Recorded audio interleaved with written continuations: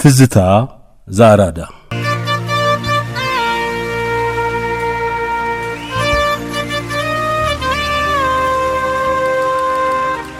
ባለፈው ሳምንት ዝግጅታችን የታሪክ ምሁሩን የክቡር አቶ ተክለጻድቅ መኩሪያን የሕይወቴ ታሪክ መጽሐፍ አነሳስተን ነበር። ዛሬም የትዝታችን ርዕሰ ጉዳይ ክቡር አቶ ተክለጻድቅ መኩሪያና የሕይወቴ ታሪክ መጽሐፋቸው ይሆናል። የእኚህን የታሪክ ምሁር ግለ ታሪክ አሳትመው ለንባብ ያበቁትን ልጆቻቸውንና የልጅ ልጆቻቸውን ከፍ ያለ ከበሬታ ያዘለ ምስጋና እናቀርባለን።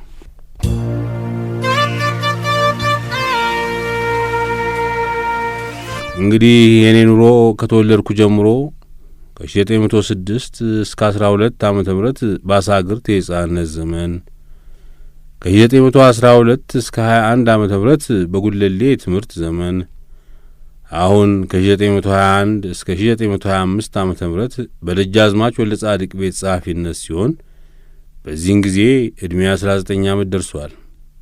በደጃዝማች ወልደ ጻድቅ ቤት ምንም የእርሳቸው ጸሐፊ ብባል በትክክል የምሠራው የአገር ግዛቱን የአሩሲውን የግዛታቸውን ጉዳይ ነበር። እንደዚሁም እያደር ለጃንሆይ ለቀዳማዊ ኃይለ ሥላሴ የሚጽፉትንም ማስታወሻና ማመልከቻ ሐሳቡን እየነገሩኝ ቃሉን በማይስት አሳክቼ የምጽፈው እኔ ሆንኩ። ስለዚህም ምስጢር ጸሐፊ እየተባልኩ እጠራ ነበር። ይሄ ሁሉ ሲሆን ትዳር አልያዝኩም። ትዳር የመያዝም ዓላማና ጉጉት የለኝም። የምቀመጠውም በፊት እልፍኝ የነበረው አሁን አቶ መኩሪያ ባንቲ ለቁ የሚባለው የአገሬ ሰው የጌቶቹ ግምጃ ቤት የነበረው ትዳር ነበረውና እኔ ቤት አብረን እንቀመጥ ብሎኝ ከእርሱ ጋር ነበር። በ1925 ዓመተ ምህረት ከዕለታት አንድ ቀን አባቴ ያለሁበት ድረስ መጥተው ነገ የክት ልብስን ለብሰህ ጊዮርጊስ ድረስ እንድትመጣ አሉኝ። ምክንያቱም ብጠይቃቸው ከደጃች አባሻውል ቤት እንሄዳለን። ደጃች አባሻውል እንደዚሁ የአገራችን ሰው በጎላ የልቆ መድኃኔዓለም ተወላጅ ስለሆኑ አባቴም አንዳንድ ጊዜ እየሄዱ ይጠይቋቸዋል። በዚህ ምክንያት አባቴ እንዳዘዙኝ ባላተር እጀ ጠባቤን ለብሼ መብሩቅ የእንግሊዝ ቅዱስ ሱሪዬን ታጥቄ ጥበብ ኩታዬን ደርቤ የከዘር ነጠላ ጫማዬን አድርጌ ወገቤን በባለ ከፋይ ቀበቶ ሸብ አድርጌ ጎፈሬን አበጣጥሬ በቀጨኔ መድኃኔዓለም አቋርጬ አራዳ ጊዮርጊስ ስደርስ ከአባቴ ጋር አለቃ መራዊ ታሪኩ፣ መምሬ ኃይለ ማርያም፣ አቶ ወልደ ሚካኤል የሚባሉ ያክስቴ ልጅ ባል ሌሎችም ተጨማምረው ከደረጃው ላይ ቁጭ ብለው እኔን እየጠበቁ ሲጫወቱ ደረስኩ። ስደርስ እንግዲህ እንሂዳ ተባብለው ብድግ ብድግ አሉና ወደ ደጃችሁ ሰፈር አቀኑ። ጥቂት መንገድ እንደ ተጓዝን ከኋላ የአባባን በርኖስ ጎተት አድርጌ የደጃች አባሻዋል ቤት ወደ ጣሊያን ለጋሲዮን እኮ ነው አልኋቸው። ደጃችሁ ሰፈር አንድ ዘመድ ጠይቀም በኋላ ደግሞ ወደ ደጃች አባሻዋል ዘንድ እንሄዳለን አሉኝ። የቀለበት ማሰር ነገር በፍጹም አልጠረጠርኩም። ለካስ የምንጓዘው ወደ ልጅቷ አባት ወደ አቶ ደስታ ወልደ ሥላሴ ቤት ኖሯል። ስንደርስ እነሱም በበኩላቸው ተዘጋጅተው ይጠባበቁ ኖሮ ስጋጃ ተነጣጥፎ ተመለከትኩ። ሁሉም ገብተው ሰላምታ ተለዋውጠው ከጨረሱ በኋላ ተቀመጡ። እኔም አንድ በርጩማ ላይ ግድግዳ ይዤ ተቀመጥኩ። ከዚህ በኋላ የውሉ ወረቀት ሲነበብ ሰማሁ። ቦታና ጋሻ መሬት፣ የቤት ዕቃና ቢላዋ ሳይቀር የኔም ቀለብና ሥራ ሲጠቀስ ሰማሁ። ስምምነቱ በነገር አባቶቻችንና በአባቶቻችን ከተፈረመና ማኅተም ከተደረገ በኋላ በመሶብ እንጀራ ቀርቦ መብላት መጠጣት ተጀመረ። እኔም ለብቻዬ በመሶብ ቀርቦልኝ ልቤ ትንሽ እንደ መሸበር እያለ ዝም ብዬ እበላ ነበር። እጮኛዬም ጠይምቱን ቀይ ፉንጋቱን ቆንጆ መልኳን በፍጹም አላየሁም። መብሉ አልቆ ስንወጣ እንግዲህ ሂድ ወደ ሥራ ብለው አባቴ ሲያሰናብቱኝ እሺ ብዬ ፊቴን ወደ እንጦጦ አዙሬ ከመጓዝ በቀር እንዴት ነው ለምንድን ነው ብዬ ምንም አይነት ጥያቄ ለአባባ አላቀረብኩም። አሁንም ሥራ ይዤ ራሴን እንደመቻል ባልሁበት ሰዓት የአባቴን ፈቃድ በፍጹም ተቃውሜ አላቅም። የሆነ ሆኖ ፍጥምጥሙ ሚያዝያ 30 ቀን 1924 ተፈጽሞ ሰርጉ በዓመቱ 1925 ዓመተ ምህረት በሚያዝያ ሲፈሰክ እንዲሆን ተመድቦ ነበርና እስከዚያው ድረስ ሲደገስ ሰነበተ። እኔም ቀደም ብሎ በግል ጉዳይ ከነበርኩበት ከአቶ መኩሪያ ባንቲ ለኩ ቤት ለቅቄ የእኔም የደጃዝማችም ዘመድ ወደ ነበሩት ወይዘሮ በለጥሻቸው ቤት በደባልነት ተቀመጥኩ። ሁልጊዜ የደባልነቱ ስለሰለቸኝ ለትዳር ከመታጨቴ ቀደም ብሎ በ1924 ዓመተ ምህረት ላይ በደጃዝማች ፈቃድ ተለክቶ በተሰጠኝ ቦታ ላይ አንድ የሳር ክፍክፋት ቤት ሠራሁ። በዚያም አባባ መጥተው ተቀምጠው ነበርና ሰርጉ የተደገሰው እኔው በሠራሁት ቤት ነው። የሰርጉ ጊዜ ሲደርስ አባቴ ቀደም ብለው ለደጃዝማች ነግረዋቸው ኖሮ ለሰርጉ 2 ሰንጋ ሰጥተው እኔንም ጠርተው አዳዲስ ልዩ ልዩ እጀ ጠባብና ሱሪ ጃኖ ሸለሙኝ። ነገሩን አባቴ በገለጡላቸው ጊዜ ምነው ቸኰልክ? እኔ ድረው ነበር። ያውስ ምን አይነት ቤተሰብ ውስጥ ጨምረው ይሆን አሉኝ ብለው አባቴ ያጫወቱኝ። ማናቸውም ልማዳዊ ሁኔታ ከተፈጸመ በኋላ እሷም እኔም በየበቅሏችን ሆነን እየተዘፈነ ሆይ የተባለ ወደ እኔ መኖሪያ ቤት መጣን። ከሰርጉ ዕለት ጀምሮ ሰሞኑን ሚዜዎቼና ጓደኞቼ መዝፈን እያማራቸው በዚያው ሳምንት ልዕልት ዘነበ ወርቅ ሞተው ነበርና አባቴ ታስወርሱኛላችሁ፣ ዘፈን አትስፈኑ ብለው አስጠንቅቀው ነበር። ስለ ዘፈኑ መቀዝቀዝ በሁሉም ዘንድ ቅሬታ ነበር። ስለዚህ ሚዜዎቼ የአባቴን መተኛትና ለመተኛት እየሰለሉ በለሆሳስ እየዘፈኑ አምሮታቸውን በስክስታና በውዝዋዜ ለማርካት ሲሞክሩ አንዱ ወጣትና አንዲቷ ኮረዳ ድምፃቸውን በለሆሳስ ማገድ አቅቷቸው ናር አድርገው ስለ ዘፈኑ አባቴ ከተኙበት ክፍል ብንን ብለው መጥተው በቁጣ ወረምሳ ሁሉ ያለዚያ አውጡልኝ ከቤቴ ብለው አምርረው ተናገሩ። እንደምንም በገላጋይ አባባ በርደውና አስጠንቅቀው ወደ ቤታቸው ተመለሱ። ዋና ወረብና ዘፈን በጣም ስጦታው የሆነው ዋናው ሚዜ ግዛው እሸቴ ነበርና እንደ ልቡ ባለመዝፈኑ ከሁሉ የበለጠ ቅርተኛ ነበር። እሱም እንደሱ መስፈን ያማራትን ኮረዳ እስቲ ባክሽን ጌታ ተኝተው እንቅልፍ ወስዷቸው እንደሆነ ቀስ ብለሽ ሰለሽ ነይ ብሎ ላካት። እሷም እንደርሱ ዘፈን አምሯት ነበርና ሄዳ መርምራ በፍጹም ተኝተው ያኮርፋሉ የሚል መልስ ይዛ መጣች። እንግዲያው የእሳቸውን መንቃት አንድ ሰው ከበራፍ ሆኖ እየጠበቀ ድምፃችንን ቀነስ አድርገን እንስፈን ተባብለው መዝፈናቸው ትዝ ይለኛል። ክቡር አቶ ተክለ ጻድቅ መኩሪያ የሕይወቴ ታሪክ መጽሐፍ።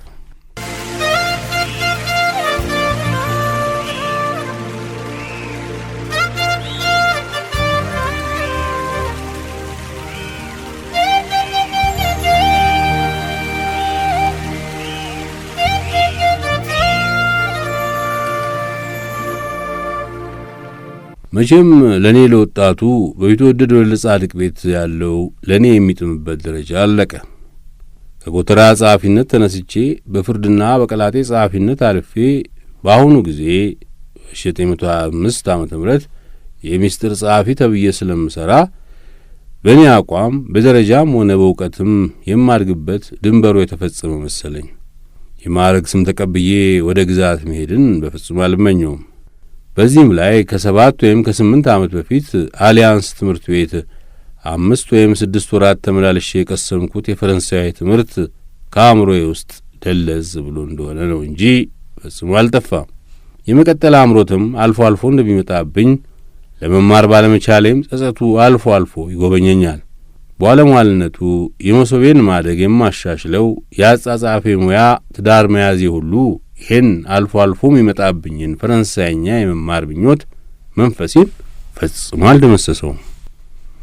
ከዚህም ጋር ዕድሜ ወደ 20 መጠጋቱ ትዳር መያዜም እየተደቀነ ወደ ኋላ ሊጎትተኝ ቢያስብም ከአሁኑ ሳልማር ጊዜ ማለፉ ለወደፊቱ ዕድሌን አደጋ ላይ እንደማስቀምጠው ተሰማኝ።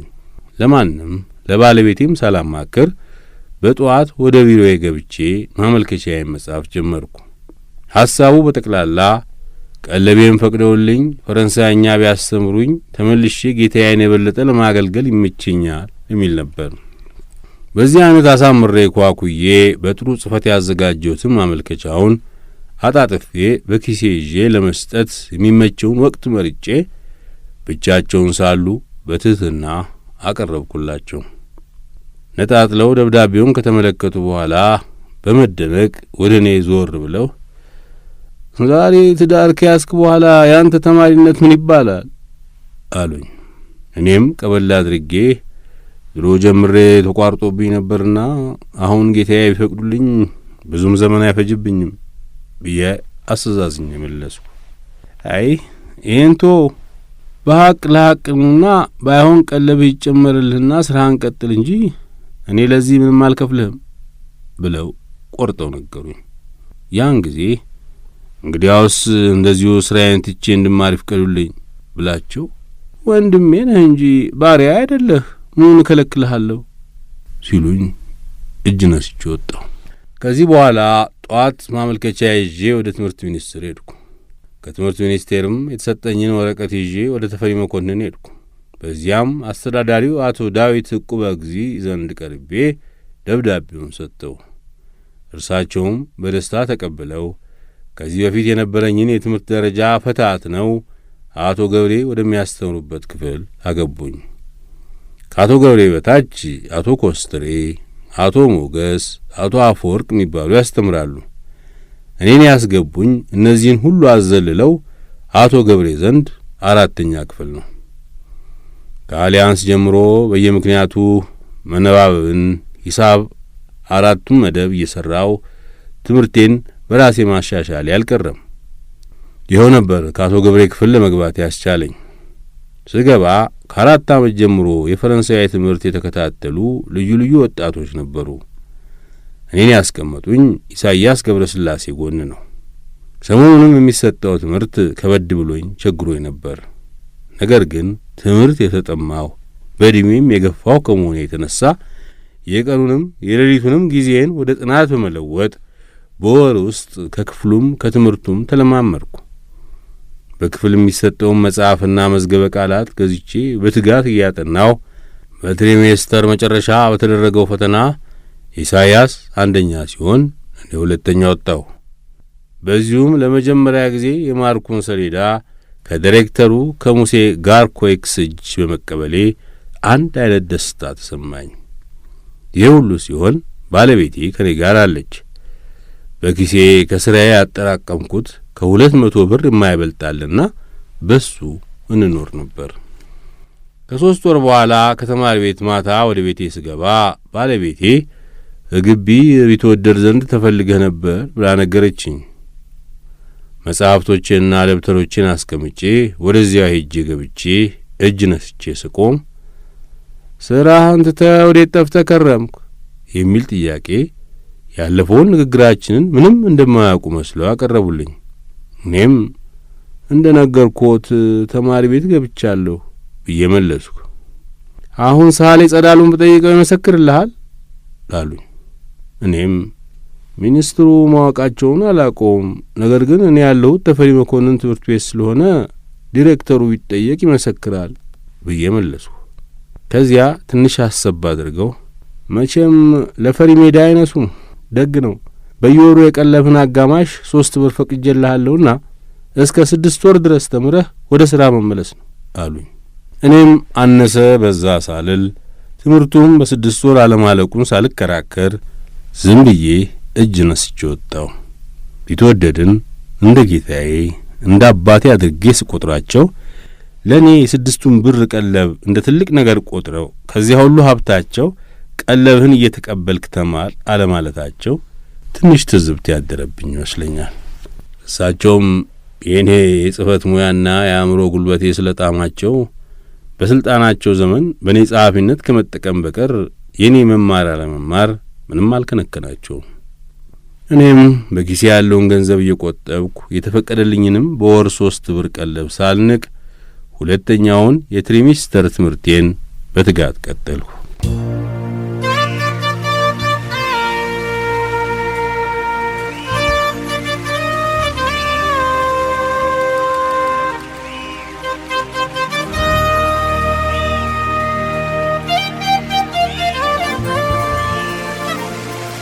በ1927 ዓመተ ምህረት የመጀመሪያው የ3 ወር መስከረም ጥቅምት ዳር ትምህርት ጊዜ ከትምህርት ሚኒስቴር ዋና ጸሐፊ አቶ ጸጋዬ ገብረ ጻድቅ ወደ ክፍላችን መጥተው ከመምህራችን ከሙሴ አልቤር ጋር ይነጋገሩ ጀመር። መምህራችን እርሳቸውን አነጋግሮ ከሸኘ በኋላ እጁን ጨብጨብ አድርጎ ስሙ ሲል ተጠንቅቀን እናዳምጥ ጀመር። በዚህ ክፍል ዕድሜያችሁ ከ18 ዓመት በላይ የሆነ ሁሉ ትጻፋላችሁ። ለአንድ ቁም ነገር ላለው ሥራ ትመደባላችሁና ሁላችሁም 18 ዓመት ዕድሜ የሞላችሁ ስማችሁን ጻፉ ብሎ ወረቀት አደለን። እኔም በዚህ ጊዜ ዕድሜ 21 ዓመት ሆኖ ነበርና ይህንኑ ጽፌ ሰጠው። ከዚህ በኋላ ሐኪም መጥቶ እያንዳንዳችንን የጤንነታችን ሁኔታ መርምሮ እኔንም በተራዬ ከመረመረኝ በኋላ ወደ ጤናሞቹ ቆጥሮ መደበኝ። ከዚህ በኋላ ጋሪ ኮይክስ ይመስለኛል የታሰበላችሁ ትምህርት አለና ሁላችሁም በእንደዚያ ያለ ቀንና ሰዓት እንደዚያ ያለ ቦታ ተገኝታችሁ በትምህርት ሚኒስትሩ በብላታ ሳህሉ ጸዳሉ አማካይነት ከንጉሠ ነገሥቱ ትገናኛላችሁ ብሎ ተበተነ። በዚህ ጊዜ ተማሪው እርስ በርሱ ይወያይ ጀመር። ሚስጥሩ ከየት እንደመነጨ ሳላቀው የተመደብነው ወደ ሆለታ ሄደን የጦር ትምህርት ለመማር መሆኑ ገባን።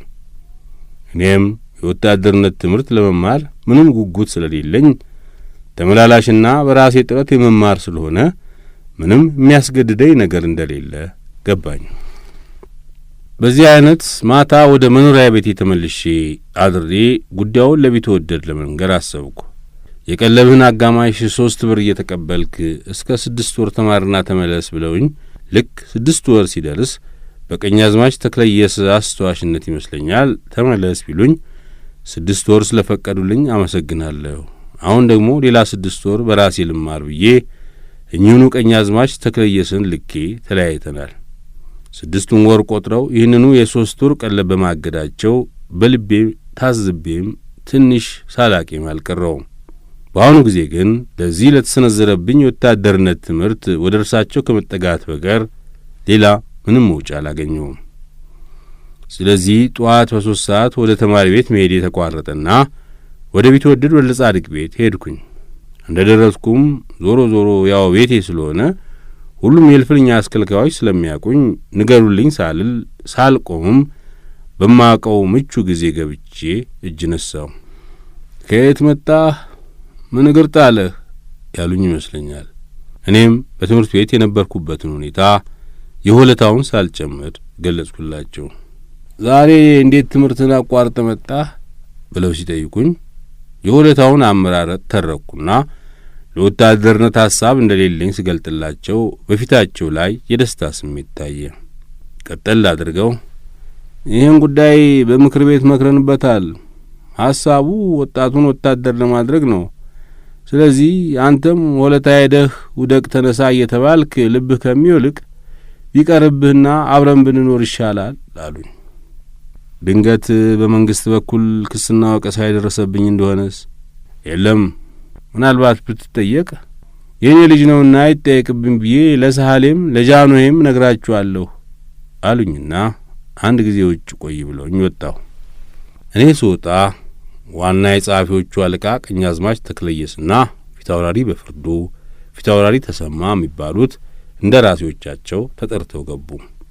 ሲመክሩ ሲዘክሩ ቆይተው በመጨረሻ ቢትወደድ እነሱን አሰናበቱና እኔን አስጠርተውኝ ገባሁ። እንደምታውቀው አሁን የሕግ መወሰኛ ምክር ቤት ፕሬዚዳንት ነኝ። እንደ ፈረንጆች አገር የሕግ መወሰኛ ፕሬዚዳንት በጣም ትልቅ ነው። ስለዚህ ከኔ ጋር ሆነህ የኔም ማስታወሻ እያስክ ጸሐፊ ሆነህ ግቢ እየተመላለስክ አብረን እንሰራለን። አንድ ቀን ሲመችም ከጃንሆይ ያገናኝሃለሁ። አበልህም አንደኛ 10 ብር በየወሩ ከግምጃ ቤት ከአዲስ አበባ፣ ሁለተኛ 200 ጥሬ ብር በአመት የሚወጣው 4 ገባር ከሊሙ፣ ሶስተኛ ከቀላጤው ሩብ ገቢ ሩቡን 5%፣ አራተኛ ግንብቹ 1 ጋሻ ለም መሬት የሪሙን ገቢ ትቀበላለህ አሉኝ። በቤታቸው ይህን ያህል አበል ያለው ማንም እንደሌለ ስለማውቀው እጅ ነስቼ ተቀበልኩ። በጠቅላላው ይሄ ሁሉ ተደማምሮ በወር ከ60 እስከ 70 ብር ይሆናል። ይህን የመሰለው ገቢ በዚያን ዘመን ከፍተኛ ቀለብ ነው። ከዚህ ጊዜ ጀምሮ ስራዬ አንዳንድ ጊዜ ለጃንሆይና ለከፍተኛ መንግስት ባለስልጣኖች የሚጻፈው ማዘጋጀት፣ ለምክር ቤት የሚቀርቡትንም ማስታወሻና ዲስኩር ማዘጋጀት፣ ከእርሳቸው ጋር ሾፌሩ ጎን ተቀምጬ ግቢም ምክር ቤትም እየሄድኩ ያዘዙኝ መጽሐፍ ሆነ። በ1927 ዓመተ ምህረት ስሜ በቤታቸው ገነነ።